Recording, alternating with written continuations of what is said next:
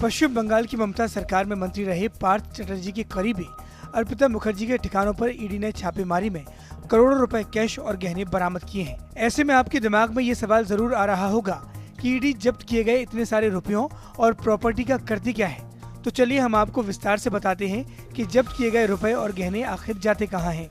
ED को PMLA यानी prevention of money laundering act के तहत संपत्ति जब्त करने का अधिकार मिलता है। छापे में कई चीजें बरामद हो सकती हैं, जिसमें भारी भरकम कैश, सोना चांदी, दस्तावेज और अन्य कीमती सामान शामिल होते हैं, जिन्हें ईडी जब्त करके केस चलने तक अपने पास रखती है या फिर उसे सरकारी खजाने में जमा कर देती है।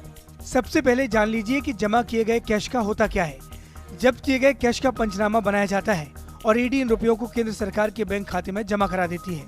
वहीं ऐसे नोट जिनमें कोई निशान मिलते हैं तो उन्हें जब्त कर कोर्ट में सबूत के तौर पर पेश किया जाता है। वहीं प्रॉपर्टी की बात करें तो ईडी प्रॉपर्टी को अटैच करके उस पर बोर्ड लगाकर उसकी खरीद बिक्री पर रोक लगा देती है। हालांकि कई मामलों जैसे जब्त कमर्शियल प्रॉपर्टी में इस्तेमाल की छूट मिल सकती है। कोर्ट में जब्ती साबित होने पर वो प्रॉपर्टी सरकारी हो जाती है। ईडी को 6 महीने के भीतर प्रॉपर्टी की जब्ती साबित करनी होती है।